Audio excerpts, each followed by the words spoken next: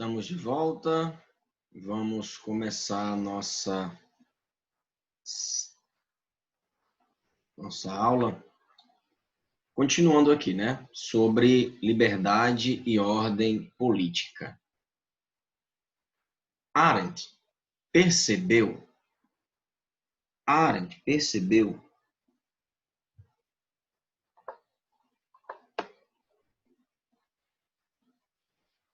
Vou pegar aqui um apontador.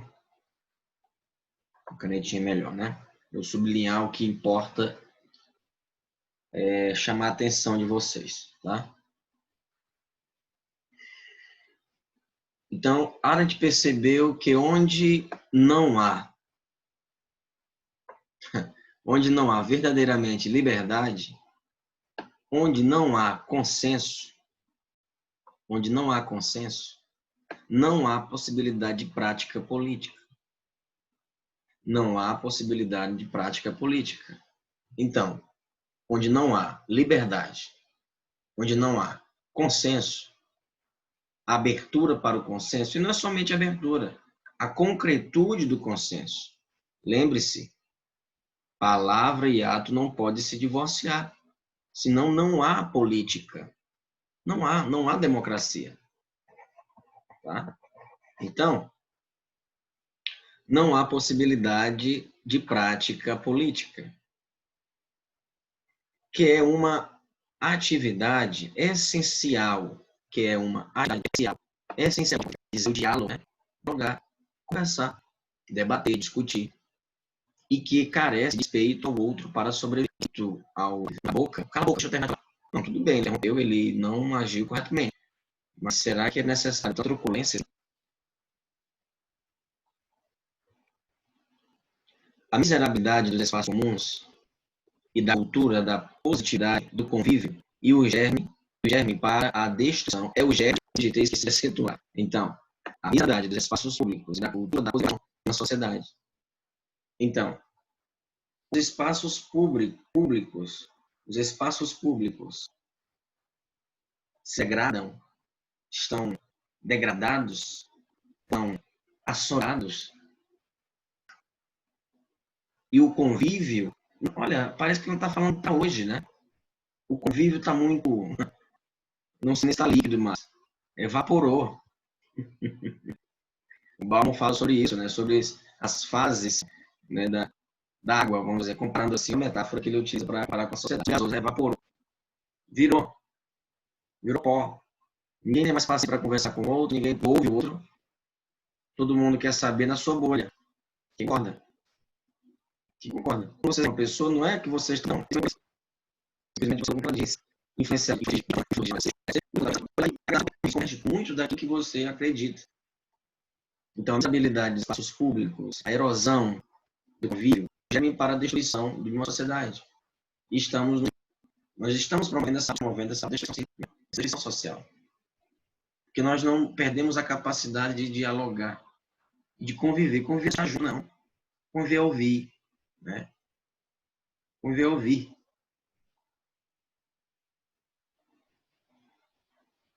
Tá? Então, em verdade, segundo a Hannah Arendt, a garantia do espaço público político é a garantia também para a sobrevivência da ação e portanto, da liberdade. Então, temos espaço público e temos também política e liberdade. Então, a sobrevivência do espaço político e público-político, também é a sobrevivência da liberdade e da política. Os homens são livres, a Hannah Arendt vai falar. Os homens são livres, diferentemente de possuírem o dom da liberdade, como lá no medieval, né? O justnaturalismo, já vimos isso. Mas ela acredita o seguinte, olha, os homens são livres enquanto agem, nem antes, nem depois. Liberdade para Hannah Arendt é ação. Ação. Os homens são livres enquanto agem, nem antes, nem depois. Pois ser livre e agir são uma mesma coisa. Ser livre e agir são uma mesma coisa. Eu sou livre não para contemplar, para ficar estático.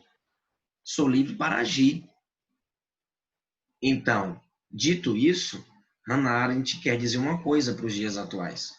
Olha, se temos um Estado grotesco, com os mais pobres, os menos favorecidos, se temos um Estado que usurpa a nossa liberdade de expressão, se temos um Estado que realmente cerceia nossos direitos e propõe medidas de exceção, só tem uma coisa para nós fazermos nessa crise sanitária, política, econômica: nos manifestar. Manifestar-se se tornou urgente. Temos que nos manifestar. Não estou dizendo para você se manifestar, dizendo que quem você vai votar, não. Não. Se manifestar é protestar contra determinadas atitudes do atual governo. Atitudes que ferem a democracia. Atitudes que nós vamos ver no Alberto Bobbio. Nós vamos ver as regras do jogo democrático. Estamos vendo algumas já. Liberdade, respeito do espaço público, garantia do espaço público político, né? Ação, consenso, dissenso, tudo, liberdade de expressão, todas essas características fazem parte da democracia. Pluralismo de ideias. Pluralismo de ideias e pluralismo político. Uma sociedade plural. Isso também é uma característica da democracia. Então, é urgente se manifestar. É urgente se manifestar. Vocês devem se manifestar. Como puderem. No próprio status, no Facebook, no Instagram, no Twitter. Eu não tenho Twitter, que ficaria muito pesado. Já tenho o Facebook, já tenho o Instagram, já tenho um blog que está um pouco paradinho, confesso a vocês, mas vamos voltar. Mas então, só para dizer que nós temos que nos manifestar, exercer nossa liberdade. A liberdade não pode ser destinada, ou até mesmo a energia que nós temos não pode ser destinada passivamente a atividades que nós não pensamos. E pensar também é uma ação, é ação. Agir reflexivamente é uma ação. Então vamos agir. Vamos agir reflexivamente. Temos que agir reflexivamente. Né? Certo? Age o hermetismo acadêmico e lança-se ao uso público da razão. Ao público da razão. Falar é ação. Falar é fazer o uso da liberdade. Se falar, quem fala consente. Se eu estou vendo determinada briga, determinada agressão, estou vendo que é errado, meu senso de justiça acusa. Todos nós temos senso de justiça. Não venha dizer que você é isentão, não tem nada a ver com isso. Tem sim. Quando você deixa de se manifestar, você sim tem a ver e muito. Digo até mais do que as pessoas que falaram. Que você se omitiu. Nada pior do que a omissão. Nada pior. Formas de degenerar a política e o espaço público. Vamos ver se o Brasil se enquadra nessas formas. Castração das dimensões do espaço público que facultam a usurpação do poder.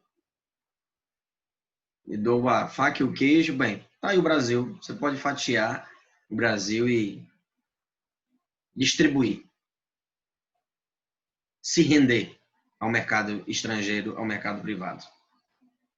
A manipulação da legitimidade popular do poder.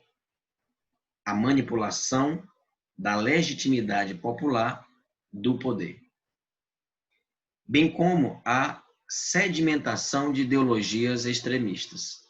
Todas essas características o Brasil viveu e vive. 1922, na Itália, temos aí Roberto Bob, que tem uma frase excelente.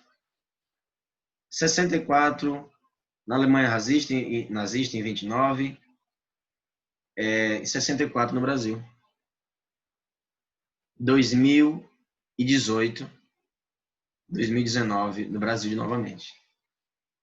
2019, 16, se não me engano, nos Estados Unidos. Então, fascista, são regimes que têm alcunha fascista, que têm uma atmosfera, um odor podre.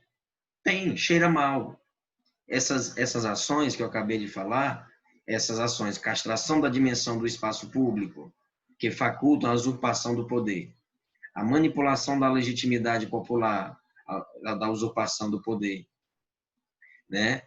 E também a sedimentação de ideologias extremistas,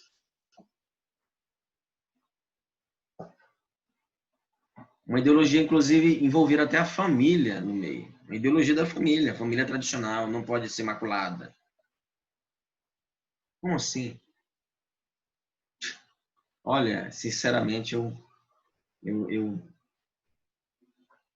intelectualmente é prejudicado. Essas pessoas intelectualmente são prejudicadas. São prejudicadas. Né? Então, adiante.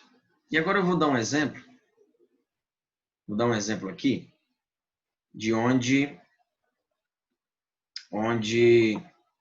nós temos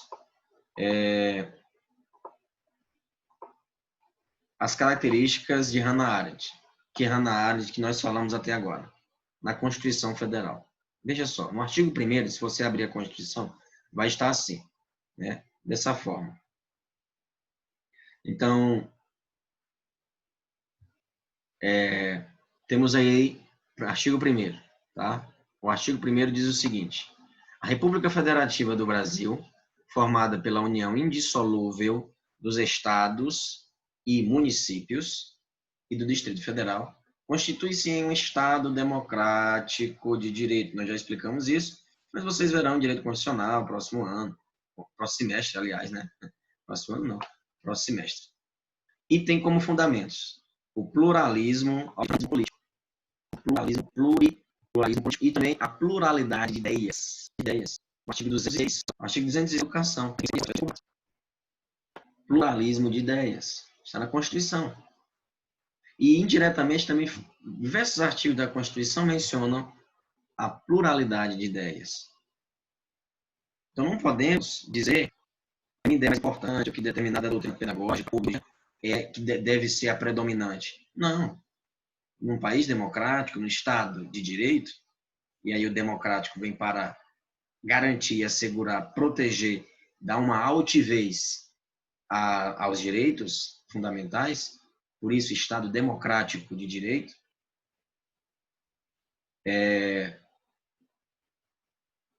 não se pode ter somente uma unilateralidade de ideias, uma ideologia predominante. Olha, a história está aí para comprovar que isso não faz o menor sentido. Tá? Então, adiante. Vamos partir agora para uma terceira parte da nossa aula. Tá? Terceira parte da nossa aula, que fala sobre totalitarismo e degeneração da política. Totalitarismo e degeneração da política. Bem, segundo Hannah Arendt, o totalitarismo é uma forma de domínio radicalmente nova. Segundo Hannah Arendt, o totalitarismo é uma forma de domínio radicalmente nova. Por quê? Ela vai dar um motivo. Porque não se limita a destruir capacidades políticas do homem, isolando-o em relação à vida pública, como faziam as velhas tiranias e os velhos despotismos, mas tende a destruir os próprios grupos e instituições que formam o tecido das relações privadas do homem, tornando-o estranho, assim ao mundo e privando-o até mesmo de si próprio, né? Privando-o até mesmo de seu próprio eu, né? Então, é interessante visualizar que Hannah Arendt escreve no seu livro, vou pegar aqui um trecho dele, no seu livro A Origem do Totalitarismo, as origens, melhor dizendo, tem mais de uma origem, por isso que o atual é diferente, né? E aí ela vai apresentar os motivos, ela diz o seguinte,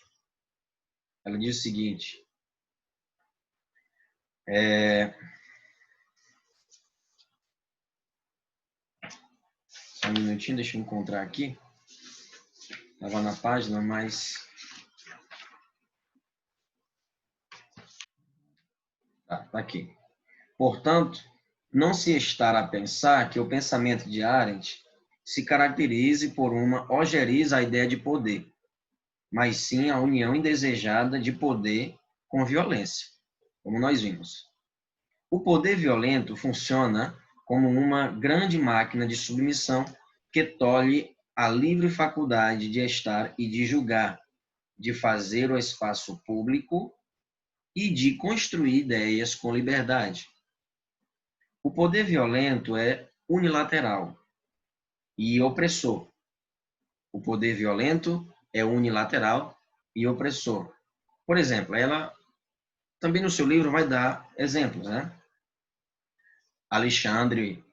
De Alexandre a Hitler, do Império Romano ao imperialismo americano,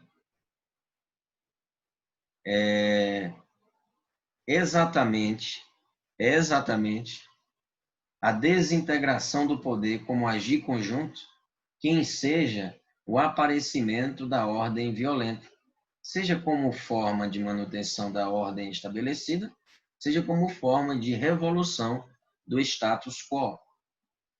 O poder aparece em sua teoria como algo inerente a toda comunidade, a toda sociedade e a todo agrupamento de indivíduos.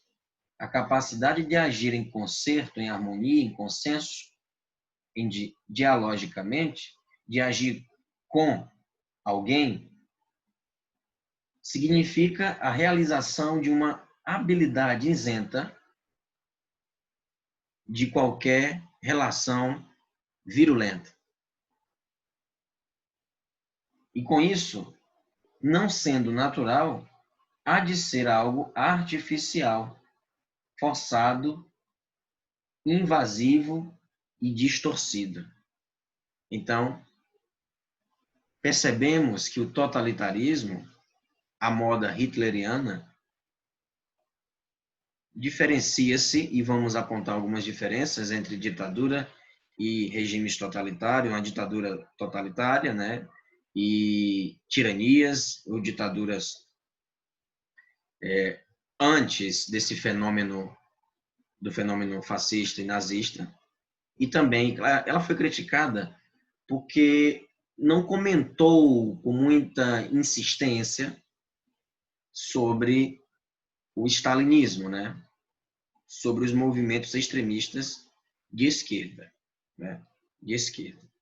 Então, deixou a desejar nesse sentido, mas não interfere na importância e relevância de seu pensamento.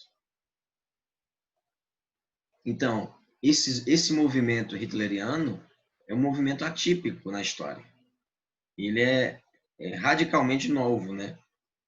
Porque ele não visa somente capacidades políticas, mas ele atinge a vida pública, ele atinge as relações diretamente e visa um público, a perseguição de um inimigo, que por vezes é invisível.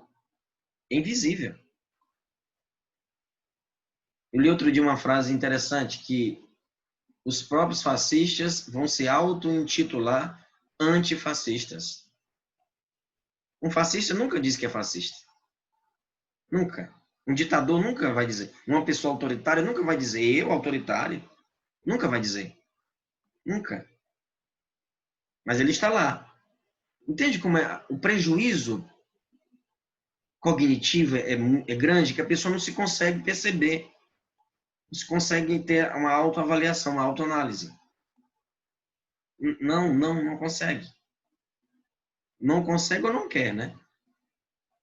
Mas eu acredito que não queira, né? Bem,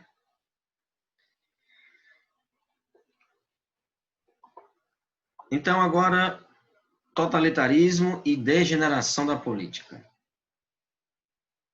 Bem, no slide anterior, esqueci de mencionar, temos um filme de Arendt, né? Vou deixar o link na descrição, é um filme, o encontrei legendado. Penso que é tranquilo, vocês podem assistir, não é tão longo um filme, e vai falar sobre a cobertura jornalística que ela fez lá no julgamento Eichmann em Jerusalém, né? Muito interessante esse filme, assistam.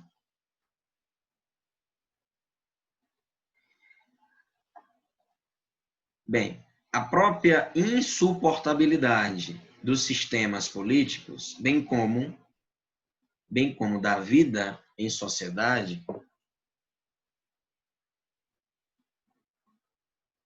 e que criou germes favoráveis à proliferação do totalitarismo.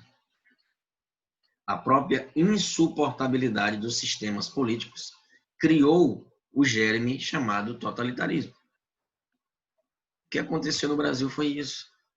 A insuportabilidade do sistema Lula, do sistema petista, criou germes favoráveis, olha só, germes favoráveis ao quê? A proliferação, a proliferação, proliferação do totalitarismo. Então, foi insuportável, estava insuportável. As pessoas não queriam enxergar mais PT.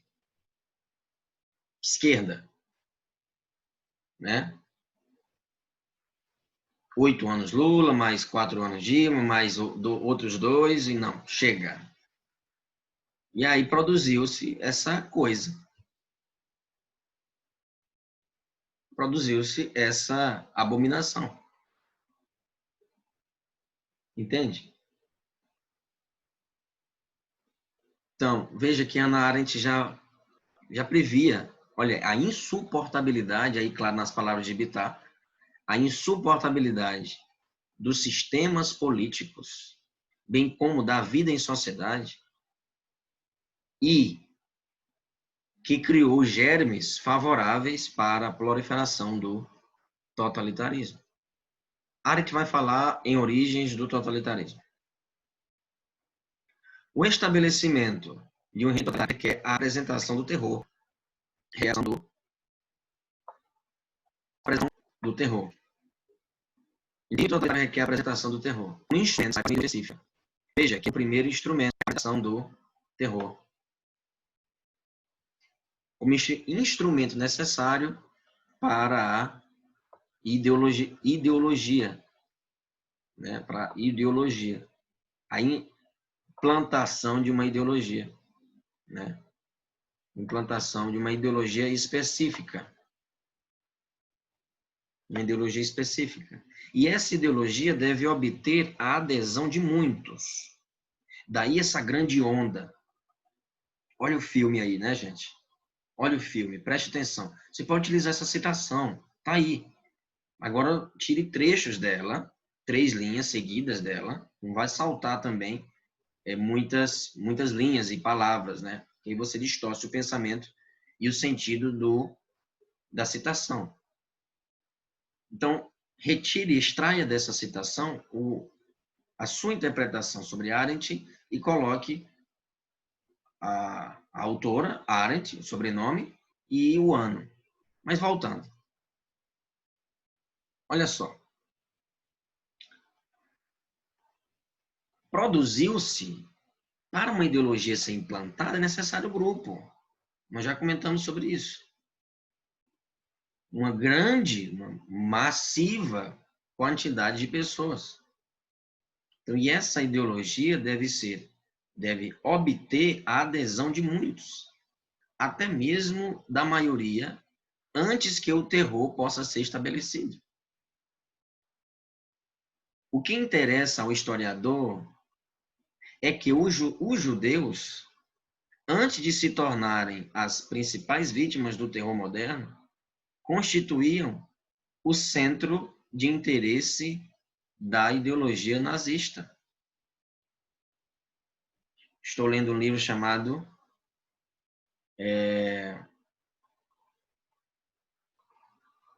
Como funciona o fascismo. Como funciona o fascismo. E esse livro vai traduzir, cita Arendt, né? Em diversos trechos, cita Arendt, mas sobretudo no último capítulo, que é intitulado O Trabalho Liberta, o Trabalho Fortalece. E nesse capítulo, o autor irá falar sobre a preguiça dos judeus, dos negros, dos ciganos. É incrível isso. E uma das propostas de Hitler é justamente essa: matar, aniquilar, expulsar pessoas que não trabalham, que ganham dinheiro sem fazer nada, vamos dizer assim. E os judeus eram vistos assim. Os judeus eram vistos assim. O que interessa ao historiador é que os judeus, antes de se tornarem as principais vítimas do terror moderno, constituíam o centro do interesse da ideologia nazista. Perseguição. Então, claro, evidentemente, temos o terror, temos uma ideologia, o terror vamos dizer assim, é o motor do totalitarismo, mas é respaldado por outras características, como ideologia, né? Como um grupo, né? Maioria das pessoas, né? Adesão, né? Com uma adesão de muitos, né? Com uma adesão de muitos. Realmente forma uma onda de instrumentos, veja, uma onda de instrumentos, uma onda de instrumentos para o estabelecimento do nazismo, do sistema totalitário, certo? Ou de uma ditadura também, claro, né? E isso, uma adesão de muitos, né? Muitas pessoas, e, claro, a perseguição a um determinado povo, né? Um determinado povo. E os princípios dos judeus sentiram os judeus, entende? Hoje, brancos se sentem vítimas dos negros. É o vitimismo. O vitimismo é isso, né? Muitas vezes falam do vitimismo negro. Não vamos entrar no caso, né? Mas existe o vitimismo do branco. Dizer que existe racismo branco. Ou dizer que está sendo humilhado porque está sendo oprimido, porque existem cotas. Ah, para aí. Vamos pensar um pouco. Né? Vamos pensar um pouco. Tá? Então, eu botei até esse pensador, né? Se não me engano é Aristóteles aí, não sei. Talvez seja Orígenes é ótimo. Seja Heráclito, não, Diógenes, né? Tem um site, né, um canal no YouTube, que o Meteoro Brasil tem lá explicando sobre o fascismo no Brasil, como funciona o fascismo no Brasil, tá? Depois vocês podem pesquisar, coloquem lá esse título, posso deixar o link na descrição também, vocês podem acessar, tá? Veja o que diz, olha só. O Bittar vai falar o seguinte: com a emergência do totalitarismo, nasce também uma nova faceta da política, qual seja, a prática da intolerância. Então, temos o terror, temos a ideologia específica, temos a perseguição de determinado grupo social ou étnico, enfim, né? temos uma grande quantidade de pessoas, uma adesão a uma grande quantidade de pessoas, né, para que haja a proliferação do totalitarismo. Bem, a prática da intolerância, que se manifestou, sobretudo, e este é o foco principal de estudo de Arendt, no antissemitismo, como ruptura do bom senso. Como ruptura do bom senso. Então, vocês perceberam até naquele filme, né, o Zoológico de Varsóvia, que o povo judeu manipulava até documentos, falsificava, era uma luta pela sobrevivência mesmo. É muito triste isso. Por que eu fiz isso? Porque eu nasci judeu? Isso é tão irracional. Ou até mesmo, sabe, é racional, mas é o mau uso da razão. O uso da razão. Eu dedico tempo, energia racional, neural, para arquitetar um plano, para exterminar um mundo. Nossa! Norberto Bobbio vai falar que não é somente agir e cessar direitos, é praticar maldade. É praticar maldade. Então, capital, imperialismo e raça são dois ingredientes que se somam para o cozimento e a fermentação das novas gerações do terror. Cozimento e a fermentação para são ingredientes que se somam para, né, a depuração, a fermentação das novas dimensões, estruturas do terror. Né, estruturas do terror. Estruturas do terror. Né? Então, adiante, sempre esqueci no caderno de vocês, onde vocês preferem, ou mentalmente. É bom, como eu disse, olha só, o terror, e para que o terror, o motor do totalitarismo, a ideologia, o totalitarismo para uma ideologia. Então, por exemplo, um novo jovem, essa onda de maldade. De maldade contra indígenas, de maldade contra intelectuais, de maldade contra mulheres, onda de maldade, sabe, contra os negros, sabe? E branca deve fazer. A onda de maldade, tudo que chega da social justiça não é bem-vindo. Então, temos o terror, uma ideologia específica, uma adesão e, claro, uma perseguição ao determinado povo. A determinado povo. Bem, adiante. E, claro, aí, claro, o Bittar vai dizer o capital, outras características, né? O capital, o imperialismo e a raça, condensando tudo isso que eu mencionei. Né? Tudo isso que eu mencionei. E a prática da intolerância. A prática da intolerância. Né? Bem, adiante. Temos aqui a história do antissemitismo, ou seja, de quem é contra, que sente ojeriza ao povo judaico, ao povo judeu, como história do ódio aos judeus e a parte integrante da longa e intricada história das relações que prevaleciam entre judeus e gentios desde o início da dispersão judaica. O êxodo, né? Veja bem. O interesse por essa história é praticamente nulo antes dos meados do século XIX. Surgiu coincidindo com a eclosão do antissemitismo, hostil aos judeus emancipados e assimilados. Então, um povo que passou aí toda a história, ele foi humilhado, ele foi ultrajado, né? Foi ultrajado. Toda a história, o povo judeu, ele foi humilhado, sabe? Esse é um povo que, de fato, sofreu muito, até mesmo antes de Cristo, né? Então, conforme Arendt, o totalitarismo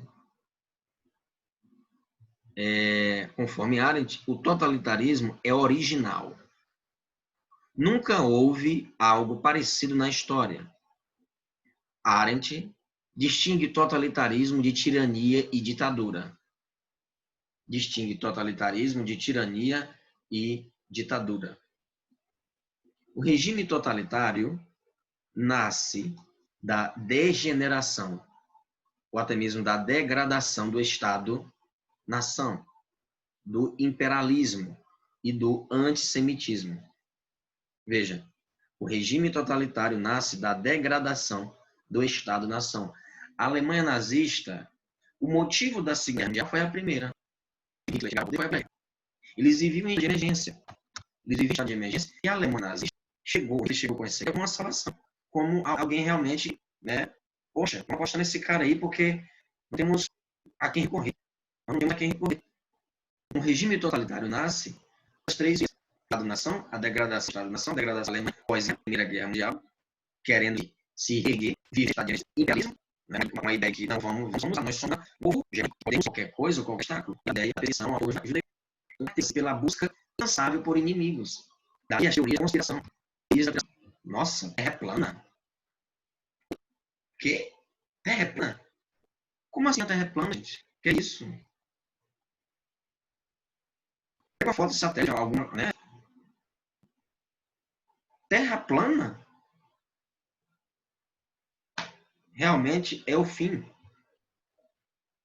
Eles criam, né? As pessoas que ventilam essas ideias extremadas e desejam, anseiam ao poder a todo custo, inventam, criam. E essas criações implantam aí no imaginário popular. Hoje em dia denominamos o quê? Fake news. As teorias da conspiração. São teorias, né, conspiratórias. Dizem que o negro é preguiçoso. Nos Estados Unidos, por exemplo, agora, recentemente, infelizmente, eita, rapaz, mataram um negro, né, asfixiado, sufocado. Mostra a cena, quatro policiais em cima do cara. Que é isso? Meu Deus! Que é isso? Quanto ódio! 4 caras para render um? Nossa! Sufocaram, mataram um pai de família, provavelmente.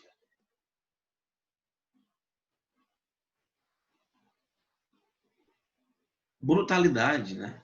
Brutalidade.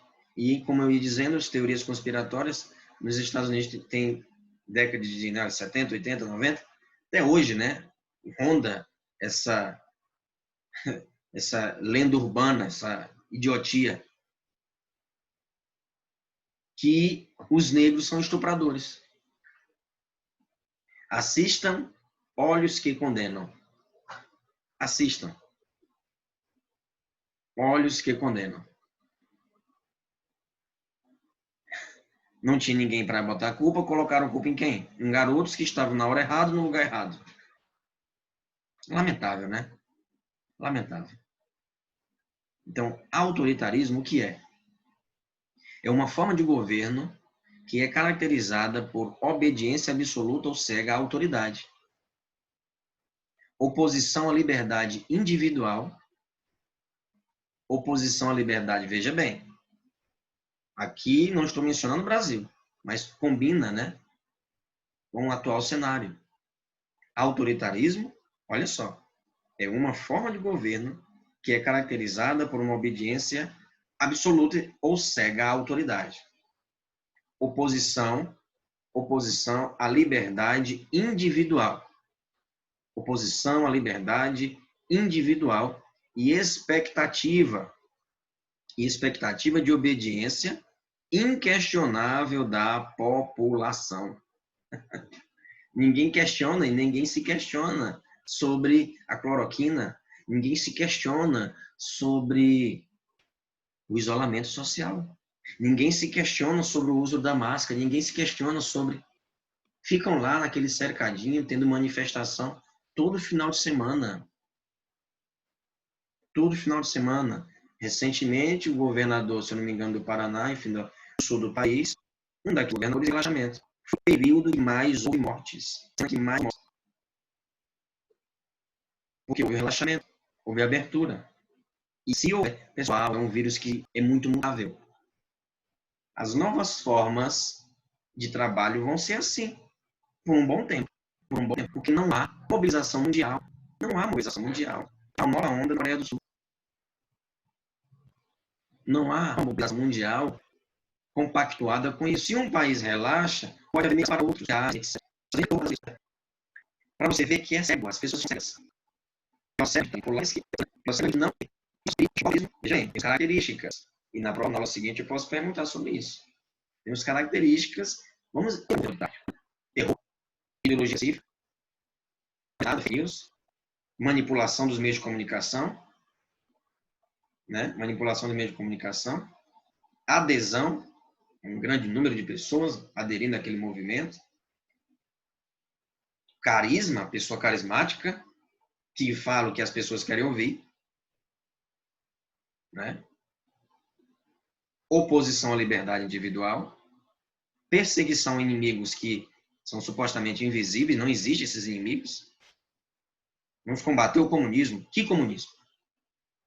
É um inimigo. O comunismo é um inimigo. Todos nós somos comunistas, então. Todos nós. Creio que vocês, que estão me assistindo, são comunistas, porque defendem a justiça social, defendem uma partilha da renda, né? Não defendem a desigualdade, mas sim uma distribuição de renda mais igualitária. Defendem a vida, defendem a saúde, defendem... Isso é ser comunista. Poxa vida. Ser comunista é assim, né? Ser assim. Perseguição ao inimigo. Só porque a bandeira, só porque o símbolo do governo anterior era... Enfim, é um governo socialista, mas deixou de ser socialista há muito tempo. Muito tempo. Muito tempo. É mais interesses pessoais agora. Né? É mais interesses pessoais. Então, vamos parar de agir por paixão. Né? Porque um líder tem uma retórica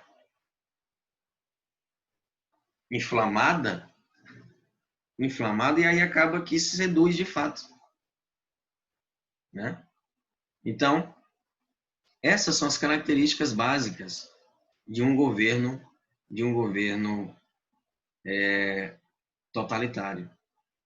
Propaganda, terror, ideologia, perseguição. E é muito interessante observarmos também que há um desmembramento, melhor dizendo, um desmoronamento. Esta é a palavra. Um desmoronamento das instituições. As instituições são depedradas. O legislativo, executivo e judiciário são marginalizados pelo executivo. O executivo não os respeita. Então, a distinção entre ditaduras autoritárias e ditaduras totalitárias foi criada no livro do Totalitário. Segundo há características comuns a ambos, tá? Há características comuns a ambos. Ambos os tipos de regimes, as ditaduras autoritárias e as ditaduras. Quais são essas características? Primeira diferença. Subordinação dos poderes judiciário e legislativo ao poder executivo. Há uma centralização de poder. Me lembra muito Dom Pedro, se não me engano, quem estudou história vai lembrar disso. Né? Poder, embora exista o governo, teve uma decisão judiciária, legislativo, teve decisão da Polícia Federal. Peraí, eu quero receber relatórios. Peraí, se você dizer amanhã, eu vou passar você. Se eu tiver mas essas duas características também estão presentes nas ditaduras. Né? Ditadura autoritária e também a totalitária. Uma característica presente nas duas é a seguinte: a repressão a toda e qualquer oposição política e ideológica ao governo. A repressão é um movimento que vai de encontro a, ou contra, melhor dizendo, a contrário e desarmonize ou ameace o governo, as propostas do governo. 3 ministros já saíram. Mais de 3, é claro. Estou falando recentemente. O ministro da Justiça, que disse que essa pauta da corrupção nunca foi de fato a bandeira do governo, só foi propaganda. Os 2 ministros da Saúde.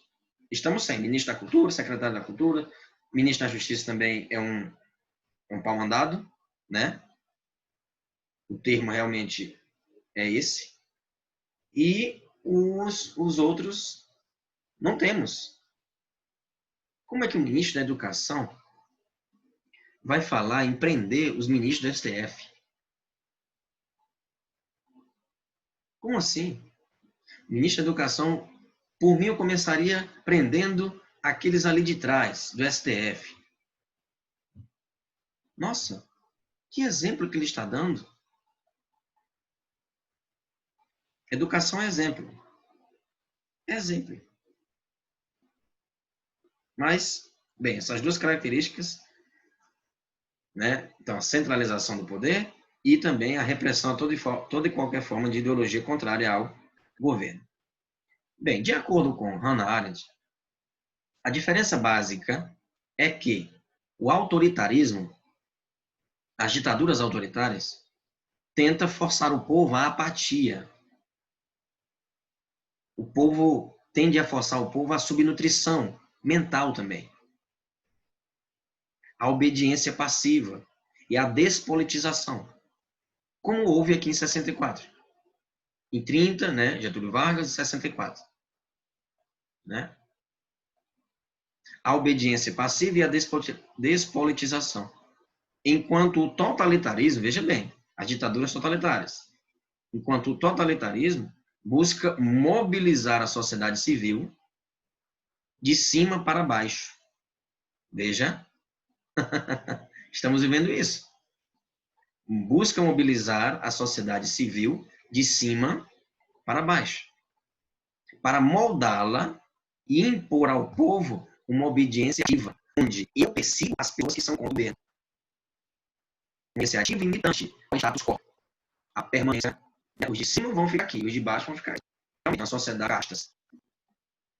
Né? Mas permanece. Então, a obediência ativa ao status quo, condicionada pela do a ideologia oficial do Estado. Temos aqui a apatia e já o totalitarismo estimula a atividade para a adesão à ideologia do Estado.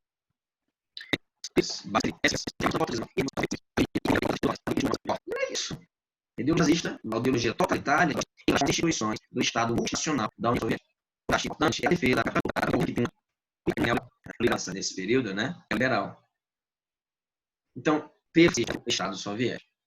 Aqui a gente não há uma estatização no hitleriano, no Mussolini. Claro, evidentemente tem empresas estatais, mas no governo soviético estimula-se que o proletariado tome os meios de produção, né? Tome os meios de produção. E aí há uma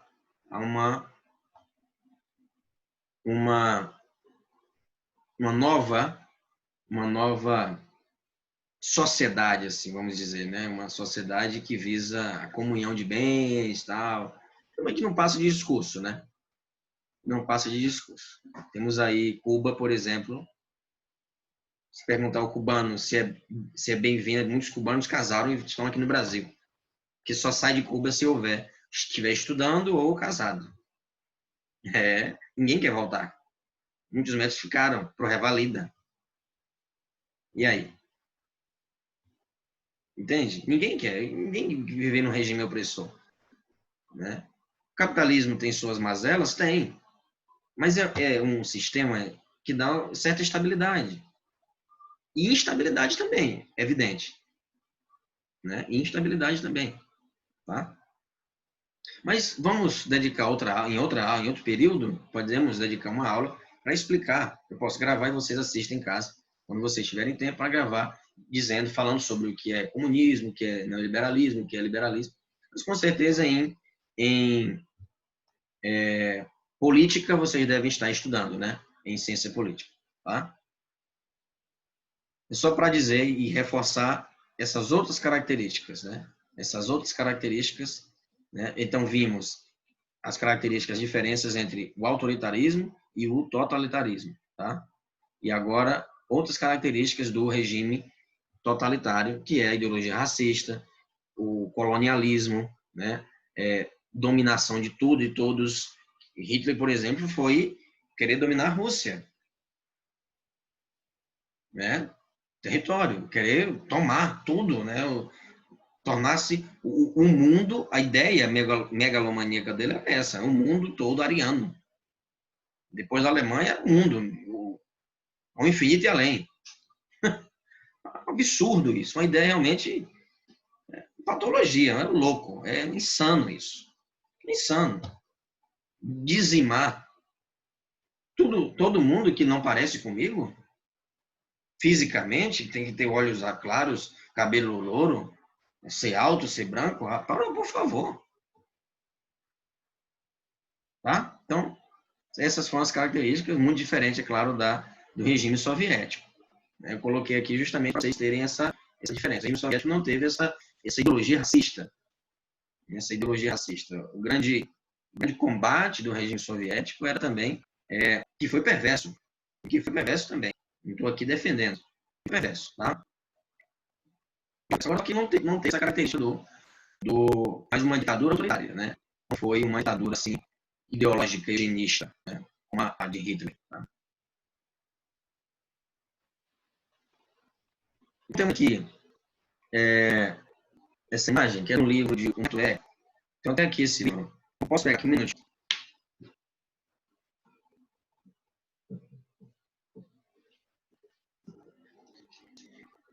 Eu trouxe até mais de um livro aqui, né? Até mais de livro. Veja, esse é o meu livro que eu mostro para você. Latim tem disponível no Servo do Cia, na Estante Atual, na Amazon, em sites que eu costumo visitar para comprar. Eu aceito. E comprando determinada quantidade, você dispensa frete. Muito interessante essa imagem, muito por sinal, ela ilustra bem o que acabamos de falar, que é sobre a crítica do regime fascista. Esse livro, ele vai dizer que é sinais de alerta de assim segundo Humberto Eco. Primeiro sinal, tá aqui, ó. Primeiro sinal. Culto às tradições e às raízes. Culto às tradições e às raízes. E aí, permita-me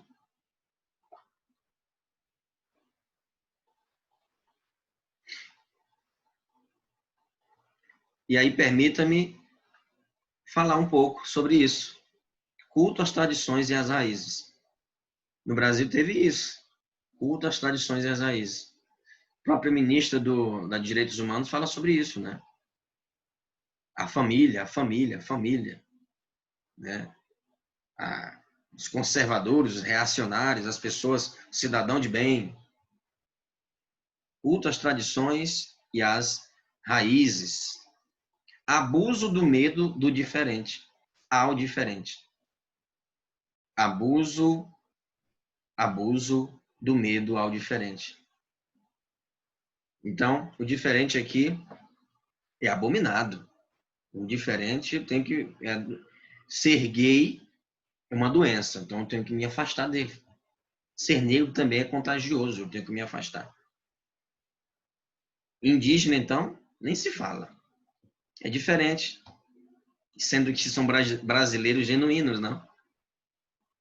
Bem, terceira característica é, isso aí vocês devem tentar fixar, gravar, para quando mencionarem determinado político, até mesmo determinado colega, determinado professor, determinado parente, falar, peraí, isso aí é um pouco equivocado. Na história já tivemos esse regime e não foi legal.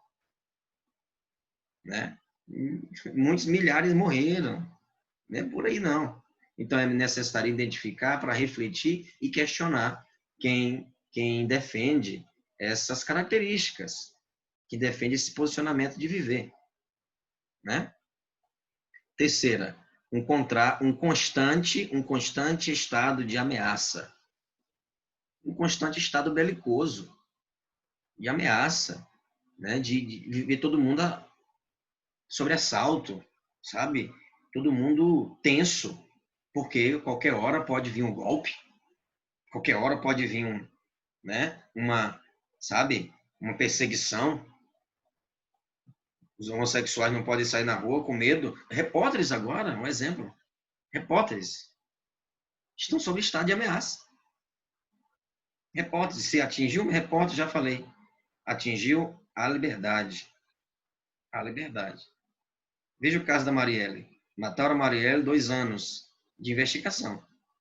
E até agora não sabemos o porquê. Quem já sabe quem matou? Por que quem mandou matar? Né? Porque tem até um documentário muito interessante. Está inacabado, evidentemente, não encerrou a investigação, mas espero que ache, que encontre. Eu fico imaginando se fosse um político branco. Eu fico imaginando isso. Será que já não teriam encontrado, culpado, ou inventado alguém, né? Porque assistam os olhos, né? Assistam. É triste. É triste. Desculpa, uma pequena falha aqui no sistema. Nasal. Já falamos sobre isso, já mencionamos. Tradições e segundo abuso do medo ao diferente, um constante ameaça. E agora, quarto, o povo, vocês estão comigo, olha aí. Será mesmo que estão comigo? E aí, o professor, e aí o professor Wagner, do conhecimento, fala sobre isso. Falava sobre o seguinte: que Deus? Se é verdade que é a voz do povo, se é verdade que a voz do povo é a Deus, eu acho que Deus, o mesmo povo que elegeu Hitler, o mesmo povo que elegeu Mussolini, o mesmo povo que elegeu Stalin, o mesmo povo que elegeu Donald Trump, o mesmo povo que elegeu Bolsonaro? Ou será que Deus se enforcou com suas cordas vocais? Se é bem verdade que é a voz do povo é a voz de Deus, que Deus, que povo.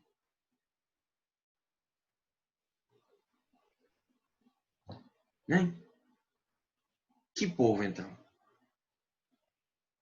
Né? Então, temos que imaginar isso, né? Pensar, refletir sobre isso. Bem, quinto, oposição à análise crítica. Oposição à análise crítica. Eles têm ojeriza a crítica. Eles têm ojeriza, eles enojam quem pensa criticamente, quem reflete. Quer que aceite, pronto. Querem que aceite. Não há escapatória. Né? Então, oposição à análise crítica. Obsessão por conspirações e culpados externos. Obsessão por conspirações e culpados externos. Colocam culpa em tudo. O vírus é culpa da China, a fome é culpa, sei lá, a fome é culpa dos preguiçosos, os pobres não querem trabalhar. Ouvimos esse tipo de discurso. Né? Sexto. 2, 4, 5, 6, isso mesmo, sétimo, né? Agora. Sétima característica. Proclamação, temos aqui, ó. Proclamação de um líder, a voz do povo, né? Essas estratégias se combinam, né? A voz do povo. Que povo, né? Que povo. Controle e repressão da sexualidade. Controle e repressão da sexualidade. Não é sua escolha. Por exemplo, abortar, ou até mesmo menino veste azul, menina veste rosa. É uma ansiedade tamanha. Não cabe. Sabe? É uma não sei, por homens que não cabe. Tem a ver se o outro, o que o outro faz. na sua entidade, no seu quadro. Por que essa tentativa de masculinizar, né, a política? Por que isso? Você sabe? Absurdo. Gay, tá vendo? É característica do fascismo. Próxima característica. Nona, né? Não tá mais, né? Uma característica. Ação antes, age por impulso. Age por impulso. Age por impulso. Vou passear agora, no bairro Pobre de Brasília, vou visitar os barraqueiros que estão lá. Por impulso. Né? Age por lá, vou dar e porra. Décima característica, linguagem limitada e repetitiva. Linguagem limitada e repetitiva. É um italiano, tá? É um italiano. Não tenho aqui a data. Não tenho aqui a data do livro. É que essa edição é de 2019, mas ele não foi escrito em 2019. Humberto Eco, ele morreu em 2016. Né? Com certeza, aqui uma reedição. Tá aqui é a segunda edição. Provavelmente foi escrito aí em... Né? Depois eu posso pegar para vocês, mas não foi recente. Mas antes de vocês digam, né, Humberto Eco, comunista, brasileiro, não sei o quê, não, tem nada a ver com isso. Ele é um romancista italiano, um filósofo, um teórico literário, um crítico literário, da mais fina conta. E aí? Repetitivo. Linguagem limitada e repetitiva. Linguagem limitada e repetitiva.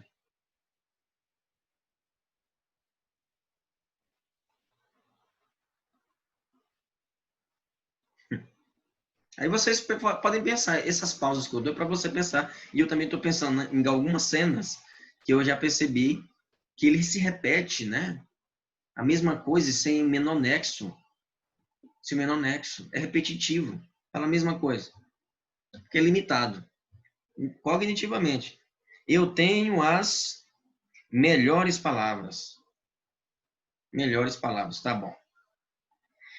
Apelo a uma classe social frustrada. O que aconteceu no Brasil foi isso. O Bolsonaro apelou para uma classe social frustrada, uma classe, a elite agropecuária, né? Porque o pobre estava começando a ascender socialmente e frequentar locais que nunca tinha se imaginado um pobre andar de avião. Ou ascender socialmente, criar uma pequena empresa, ser autônomo. E aí ele foi lá na ferida dessas pessoas. Olha, não vai ter isso mais. Não vai ter isso mais. Então, ele apelou para essas pessoas, apelou para a elite, apelou para uma classe conservadora no Brasil. Dizer que o outro filho que ele teve foi uma derrapada, porque nasceu menina. Dizer que se um filho dele fosse gay, ele, sabe, expulsava de casa, coisas assim do tipo, né, do gênero. Eu nem sei reproduzir, porque eu não faço questão de guardar aqui. Mas busque aí, com certeza vocês já sabem, né? Absurdo isso. Né? A rejeição apelou para o conservadorismo brasileiro, né? A rejeição às ideias modernas. Rejeição às ideias modernas. Né? Aí tem uma charge aqui dizendo que alterações climáticas, isso é uma farsa. O próprio ministro do meio ambiente fala isso, né? Que fraudou, inclusive, um mapa. Um mapa. Para você ter uma ideia, o nível que nós chegamos. Colocar um ministro que está sendo investigado. Como é que eu vou colocar alguém, se eu prego a não corrupção, combate à corrupção, como é que eu vou colocar alguém que é corrupto? Bem, essas foram algumas características que estão presentes nesse livro, né? Por exemplo, tem aqui, eu abri de pronto, né? Abri aqui nessa parte aqui. Então, os privilégios concedidos à igreja e uma educação estatal que exaltava a violência e o livre mercado. Então, veja, eu coloco em Deus em tudo. Deus é o culpado, Deus é, ou até mesmo, Deus quis, né? Veja aí, o Messias, o Salvador, se elegeu com isso, né? Com essa bandeira, com esse slogan, Brasil acima de tudo. Quem vem da palavra é contra também esse governo, porque Jesus é um cara que era da inclusão, por isso abraçava os pobres, as pessoas carentes, não discriminava ninguém. Aí, colocar o nome de Deus para esse cenário, para justificar os erros, porque Deus quis, Deus está no comando. Que Deus está no comando? Deus te deu inteligência, use-a para o bem, para a promoção da paz. Não para tensionar, não para impulsionar a morte. Entende? Então, essas são algumas características, dentre outras que eu já falei. Espero que vocês estejam aí clicando. O livro é este, pode fotografar, procurar na internet, é de fácil acesso. Eu não sei se tem em PDF. Busque, compartilhe com seus amigos, colegas. É um livrinho pequeno, de somente 60 páginas, fininho.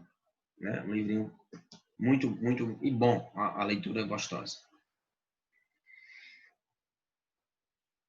Bem, diz o seguinte, este slide, né? O totalitarismo é a diferença fundamental entre as ditaduras modernas e as tiranias do passado está no uso do terror, não como meio de extermínio e amedrontamento dos oponentes, mas como instrumento corriqueiro para governar as massas perfeitamente obedientes. E, claro, está consolidando o que nós já discutimos. O terror, como conhecemos hoje, ataca sem provocações preliminar e suas vítimas são inocentes, até mesmo do ponto de vista do perseguidor. Ele sabe que são inocentes, mas tem que ter alguém para ameaçar, para perseguir, né? Esse foi o caso na Alemanha nazista, quando a campanha de terror foi dirigida contra os judeus. O que os judeus estavam fazendo para que ameaçava o povo alemão? Nenhum judeu tomou o poder. Nenhum judeu, na época que Hitler estava lá, começando as eleições e tudo mais, mencionou fazer uma revolução, fazer uma guerra. O que é isso? Esse foi o caso da Alemanha nazista, quando a campanha de terror foi dirigida contra os judeus. Isto é, contra pessoas cujas características comuns eram aleatórias e independentes da conduta individual específica. Vamos pegar qualquer um aqui. Fala-se dos judeus, mas também os ciganos, os negros, as pessoas que vinham de outros países, né? Não eram arianas. Olha, Hannah Arendt é contra a ameaça, contra, sabe, o discurso apaixonado. Uma coisa é você falar apaixonadamente de impulsos, de ações, unicamente. Outra coisa é você falar com emoção. Utilizar a razão, mas falar com, sabe, com garra, com ímpeto, com convicção. Mas ponderar as palavras. Né? Política e educação, tudo bem. Na escola, as questões de política deveria ter uma disciplina não cívica, não mas uma disciplina de introdução ao direito, ou aos direitos, né? Para as crianças e jovens da escola sabendo quais são seus direitos, uma redação na internet, como mencionar isso, como fazer eletronicamente. Né? Quais são os seus direitos do consumidor, quais são os direitos deles, quais são os seus deveres, né? Não de maneira declarativa, nada a ver, mas sim consenso, né? Com uma disciplina, com história, filosofia, para poder ajudar a refletir sobre a Constituição. E essa disciplina teria como base a Constituição. Bem, outro livro que estaria indicado a vocês que citarem do totalitarismo, já mencionei no início da aula, é Como Funciona o Racismo. Um capítulo para falar da história, do anti-intelectualismo, da irrealidade, hierarquia, vitimização sexual, é um termo em alemão que significa trabalho liberta. Sodoma e Gomorra, né? Sodoma e Gomorra. E esses capítulos todos, leiam o livro, não vou me alongar mais na propagação do livro, mas lendo esse livro, você entende também muito do filme que está, busque resenha do livro, né? Mas eu indico a leitura, muito, muito interessante. Se eu não me engano, foi R$ 30 o livro na Amazon. Tente ver. Ou pode comprar também o e-book, acho que está disponível, mais barato. E, como eu coloquei aqui, né, o filme que eu propus para fazer uma resenha crítica, todas essas discussões podem convergir para debater e discutir a mensagem que o filme quer passar. O filme foi baseado em fatos reais e mostra que essas ideias extremadas, essas performances, e o professor ajuda melhor das intenções, né? No sentido de, eu também gosto de performance, mas eu busco pensar muito bem, eu gosto de elevar, vamos dizer assim, determinado grupo ou minoria que quer ascender em seus direitos, como por exemplo a mulher. Nós fizemos uma performance no terceiro ano do ensino médio, posso disponibilizar para vocês, sobre a independência do Brasil, mas aí o empoderamento feminino veio à tona, pois quem proclamou a independência foi a Leopoldina, não foi o Dom Pedro, né? Também nós fizemos uma performance, uma peça teatral, identificando, assim como eu estou fazendo com vocês agora, claro, de maneira mais criativa, né, de maneira mais interativa, com os estudantes também do ensino médio, terceiro ano, com um documentário. Nós identificamos os tipos de barbárie que estavam sendo propagadas e reproduzidas na escola. Então, bullying, assédio moral, assédio sexual, homofobia, enfim, né? Uma barbárie que tem que acabar, né? Então, foi uma atividade para identificar, refletir sobre esses tipos de atitudes, né?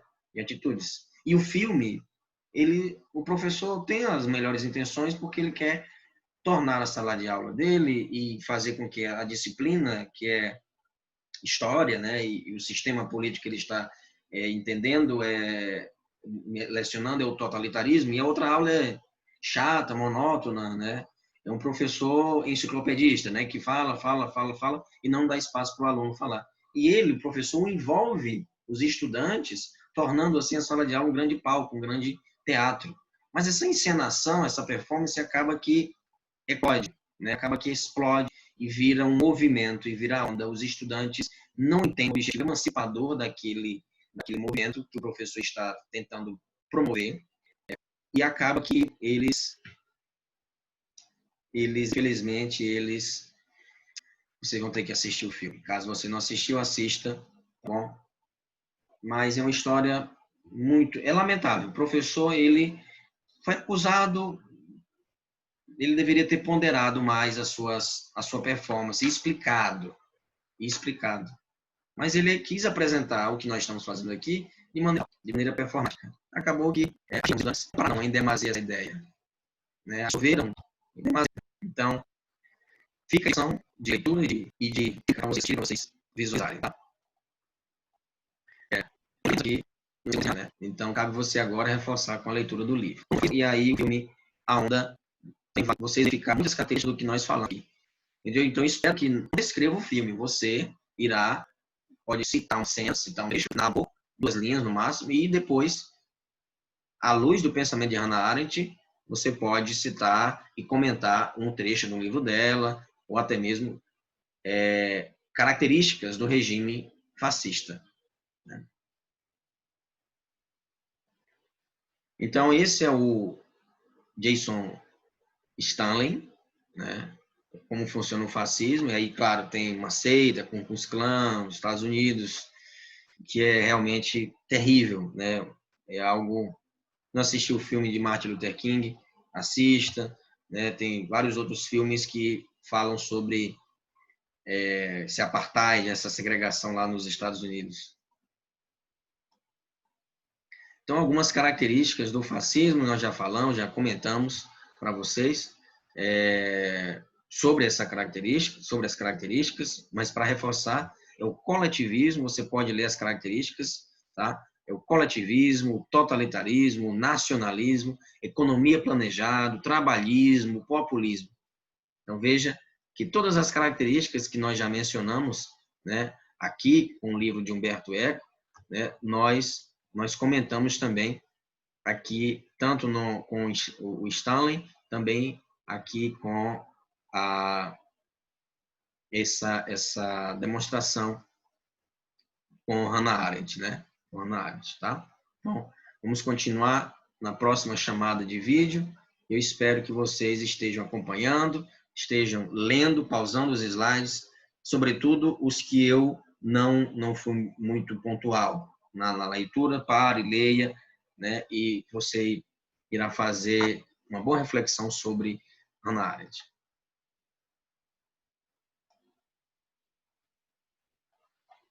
Até a próxima.